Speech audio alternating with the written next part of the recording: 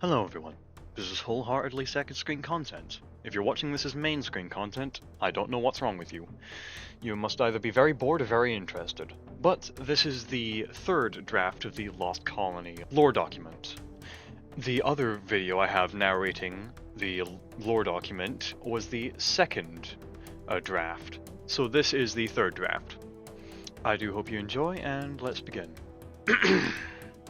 The Hopeful Envoy was launched on August 10th, 2256, from the Titan Orbital Assembly Yard, marking the 20th and final Sojourner-class logistics support vessel built by the FDR. She was mainly tasked with transporting materials for early-stage colonies, commanded by Captain Matthias Pearson, the Sojourner's successor. The broader-class jump drive was still in development at the time, and the Hopeful Envoy was used as a testbed for many of its systems. Due to that, it was known for its unreliability. Yet it still saw many years of service under the command of Captain Pearson and a rather diverse crew. This was until February 29th, 2276, where it was delivering urgently needed raw materials to the planet HR7703A from its current location.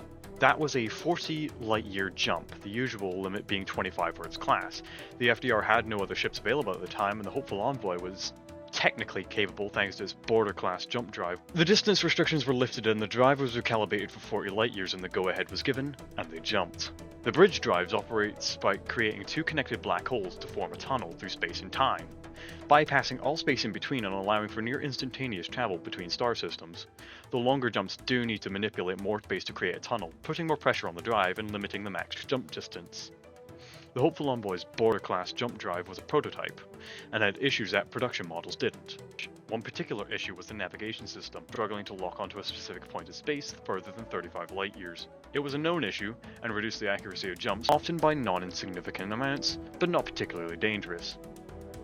Unfortunately, on this fateful day, the entrance was created, the navigation system lost the destination lock entirely, and if nothing was done, the ship would enter the first black hole, and then be destroyed. With relocking attempts failing and milliseconds to decide, the navigation system resorted to a backup that hasn't been used in over a century. Warp space in a completely, perfectly straight line until a sufficiently massive object resists the warp, then lock onto that. It was a reasonable backup prior to interstellar travel, and wherein it was easy to draw a straight line and hit a destination planet, but that kind of accuracy was impractical on the interstellar scale and never used. So the straight line was drawn, a massive object was hit, locked onto, and the ship jumped. This was, however, far from a pleasant journey. From the crew's perspective, they were suddenly thrown around for several seconds, the ship tumbling and shaking during what should have been a near instantaneous event. Rather than smoothly gliding out the tunnel, the Hopeful Envoy careened through the hole in reality, haphazard and out of control. The crew of over 7,000 had little idea of what just happened, much less where they were, but they were all well trained and jumped straight into action. They appeared to have been dropped off close to the orbit of a red dwarf star, their ship heavily damaged from the transit.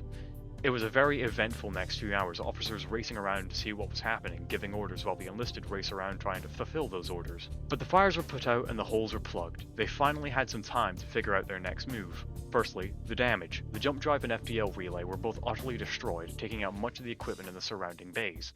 Luckily, the fusion power core, fusing torch engines, while damaged, were repairable. This meant that they were safe for now and could move about the star system without much issue. But that brought up the second point, where they were. After a few hours of observations and cross-referencing star maps, they were determined to be in the new outer arm of the Milky Way galaxy, roughly 30,000 light-years from Terra.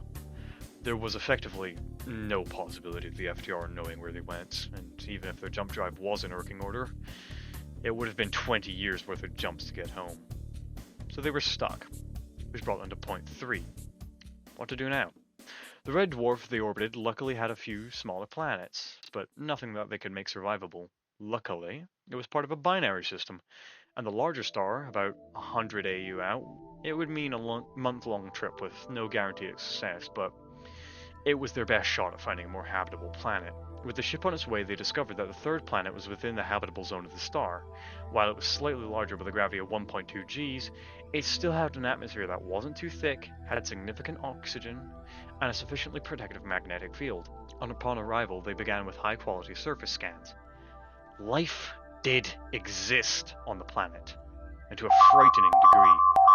The high gravity ensured nothing reached the same colossal scales as the largest dinosaurs on Earth, but the extremely oxygen-rich and warm climate allowed for large, mainly insect-like creatures to flourish in huge numbers.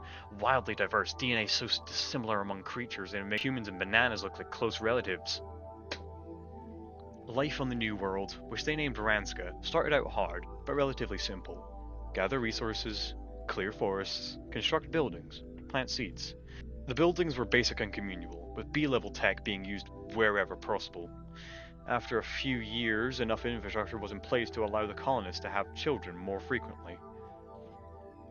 Another few years passed, and enough of mining infrastructure was in place that the hopeful envoys' dropships were no longer necessary. Which was good, because many of their parts couldn't be manufactured, and they were deemed inoperable shortly after. 7 years in, things were still difficult but manageable. The population had grown, with over 1,600 children being born since arrival. Unfortunately, there was a schism amongst the colonists.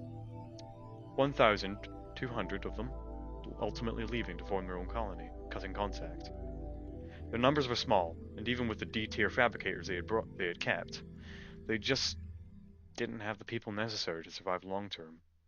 Their numbers failed to grow, and they eventually dwindled down between food shortages and being picked off by wildlife.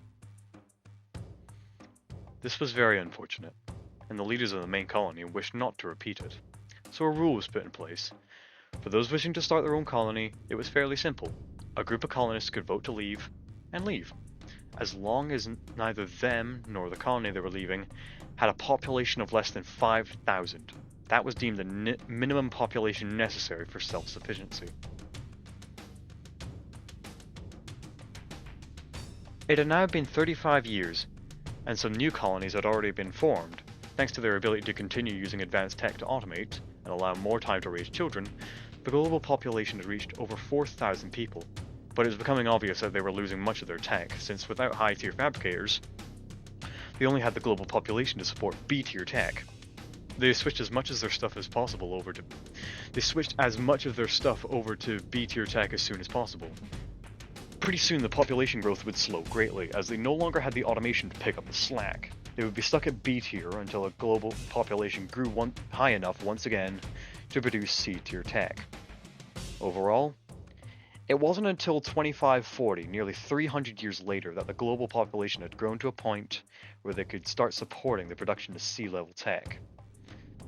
And now it is 2576, and it is up to the countries of the lost colony to decide what they do next.